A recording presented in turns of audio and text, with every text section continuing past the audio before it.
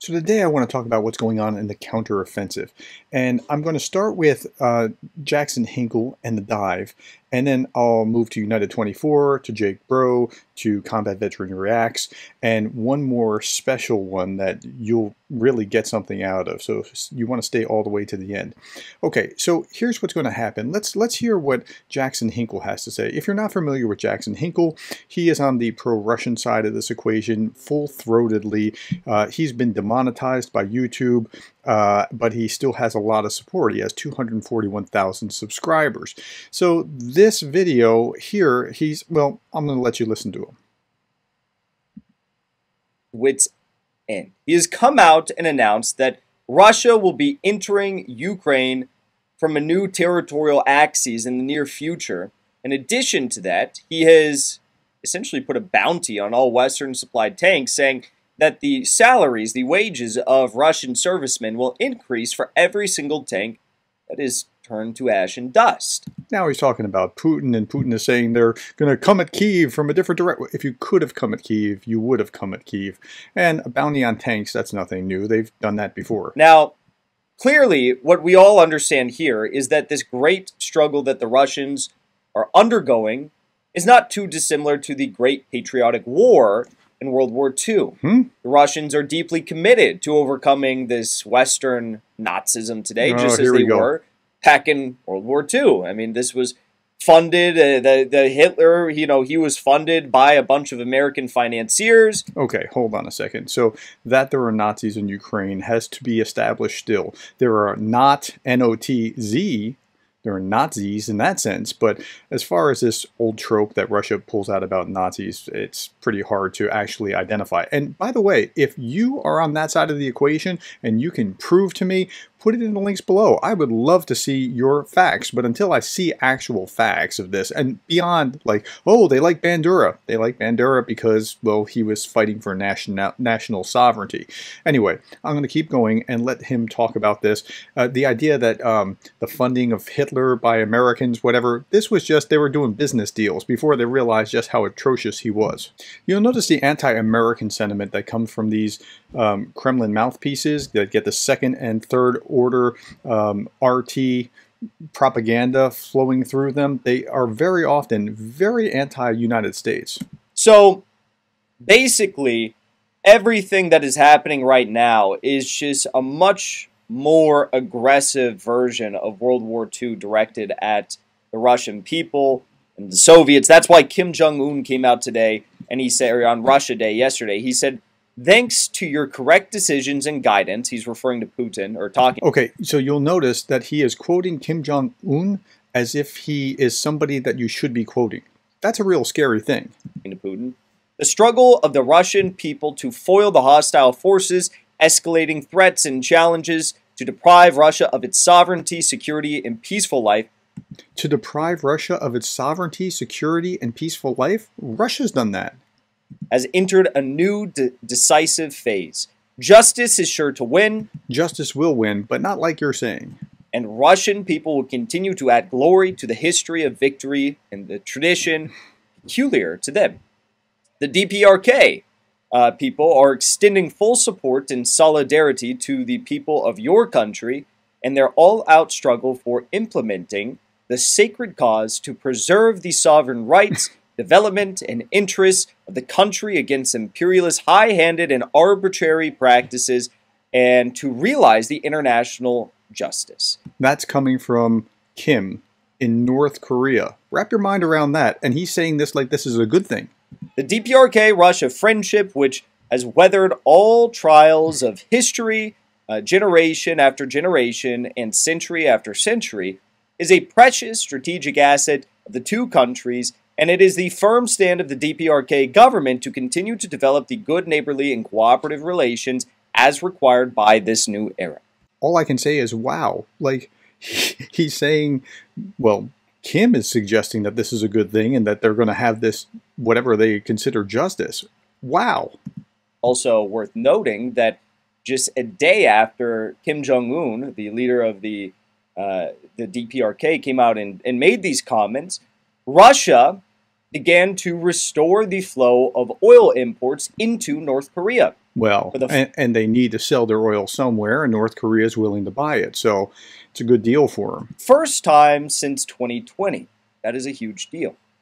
Okay, now I want to look through these bits of question and answer that Putin did today with war correspondents from the Russian Federation, because as the counteroffensive continues to go on, we need to have some semblance of an understanding of what is going on in Putin's mind, and you don't really get that when Putin is giving these grandiose speeches, but you do when he's one-on-one with people like this answering questions, okay?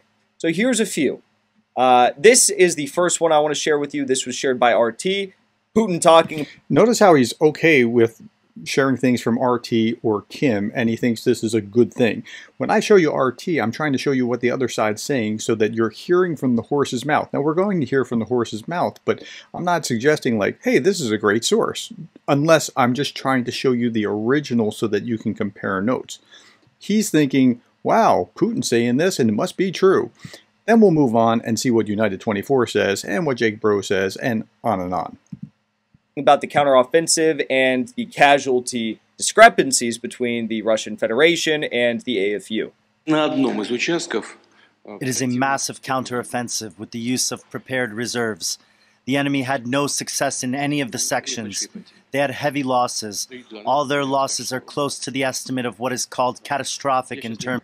Okay, so the enemy had no successes, they had catastrophic losses, on and on. Of personnel. The losses may be wounds that can be healed, or they may be permanent.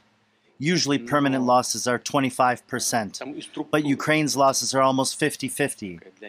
We have 10 times fewer casualties than Ukraine. As for 10 times fewer casualties than Ukraine? Something doesn't sound right about that. Armored vehicles, they've lost over 160 tanks and over 360 armored vehicles of various types during that time. 160 tank, 300 some odd armored vehicles also doesn't quite sound right. Of which we are sure.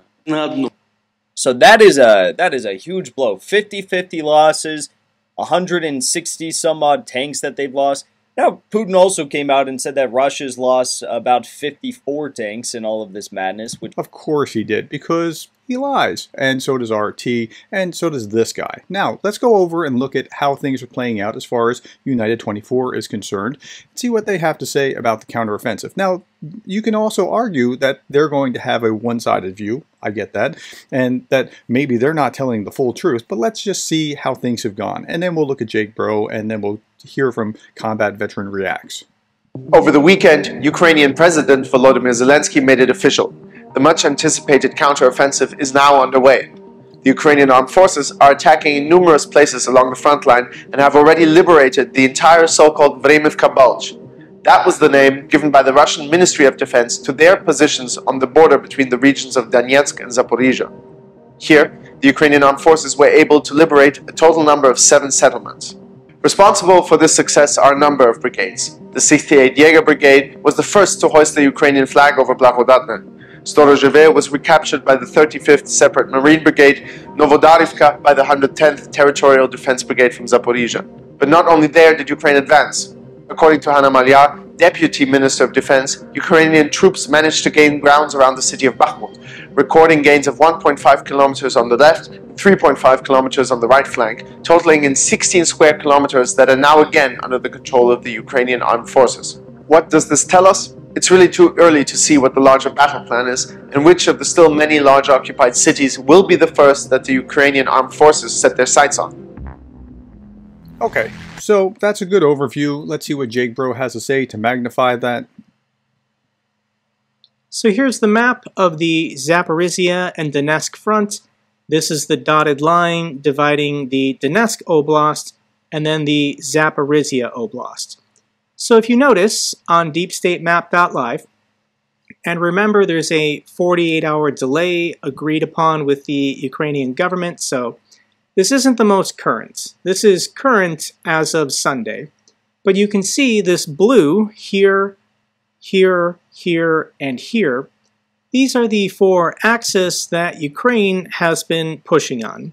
So let's actually go back in time 7 days to the 5th, and you can see what the map looked like. Let's fast forward to today, and remember there's a 48-hour delay. How big of a territory is this? And this is more square kilometers of territory that the Wagner Group captured in Bakhmut over 6 months of fighting.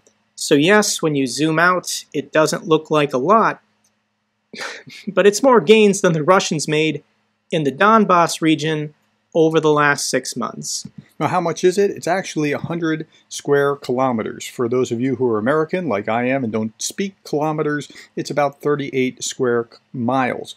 To put that in perspective, the city of Bakhmut is 16 or 18 square miles. I don't remember exactly which, but that's a lot for 5 days. Now remember, they're also trying to target the soft spots where they can invade, take over that occupied territory and do it quickly and rout their enemies. So they are not just trying to go army to army head on as much as possible. They're looking for places where they can make inroads. Here's Combat Veteran breaking it down, talking about losses. So let's hear what he has to say. Regarding the Leopard tanks, what I will say is, first, the evidence that I've seen, and it's like video evidence, it does look like a column of Bradleys and at least one Leopard was destroyed by Russian artillery as part of this advance. No shocker there. And what I would tell you is, what exactly did you think the Leopards were for? Okay, I say this because you ever play a video game and you get the top tier of healing potion and you think, I'm going to save this healing potion to the end of the game. And you do. And so you get to the final boss, you have 60 of these elite tier healing potions and you can't bring yourself to use them. You've been hoarding them all game. And then you beat the game and you beat it with 45 healing potions. And you're like, I should have been using these the whole game. Breaking Russian lines is the final boss. This is where Leopards should be in the fight. So, yep. So if you're losing tanks, it makes sense to lose tanks, to lose armor, to lose these vehicles. But how many are we losing? I'm pretty sure it's not Putin's estimate. Now, there's a lot of discussion about, how many losses, and Putin's claiming 10 to 1, and that doesn't make any sense at all. But they can only talk about losses of personnel and equipment. They're going to lose, the Russians are going to lose ground. And again, 100 square kilometers is nothing to turn your nose at, but and that is only within 1 week.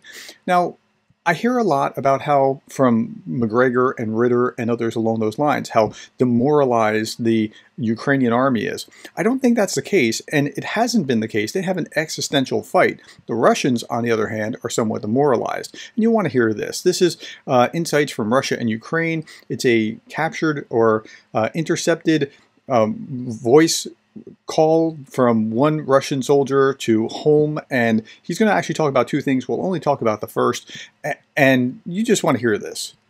Even though Russians have impressive defense lines this time, Ukrainians still are able to get their territory back day after day, and all is because their morale is high and Russians is low. One of the reasons why it's so is unfair pay. You'll learn more about this in this intercepted phone call. Let's listen to it. Это самое. Насчет денег, Оленька, чтоб ты знала, здесь ребята по 170, максимум 180 тысяч получают. Ну, то есть, а 197 это сержантский, командирский, поняла? То снизили, да, зарплату? So, your wife's not happy because you're getting your pay cut in the middle of a combat zone. Да, всем. Опять же... And who's to blame? Putin. Угу. А это боевые? Нету. Мы и так получаем, как нам сказали. Только контрактники боевые получают. Can you imagine that? They're told they're already getting paid too much. Но у них с боевыми получается все равно меньше, чем у меня. Поэтому довольствуемся, что есть. Да и так по 200 тысяч неплохо. This soldier is actually lucky because from what we know, some of them receive much less money for fighting in Ukraine. Okay, and the second reason why... We don't need to go into the second reason. That first reason was pretty significant. There's a vast gulf between how motivated the Ukrainians are and how motivated the Russians are. And when you're hearing the difference, like Macgregor and Ritter and Duran and Hinkle and others, because they're reading RT. They're spreading the news that RT has put out. So you have to take that with a massive dump of salt. All right. that's all that I wanted to share with you just now. I hope that helps you understand how the war is going, or the counteroffensive is going at this stage, just a week into it. Thank you for your time and the likes and subscribes and the coffees and spreading this message. If you can spread this for me, it would help the algorithm, and I appreciate you and I thank you for that. Thank you for being the kind of person that cares about Ukraine, and I'll see you tomorrow.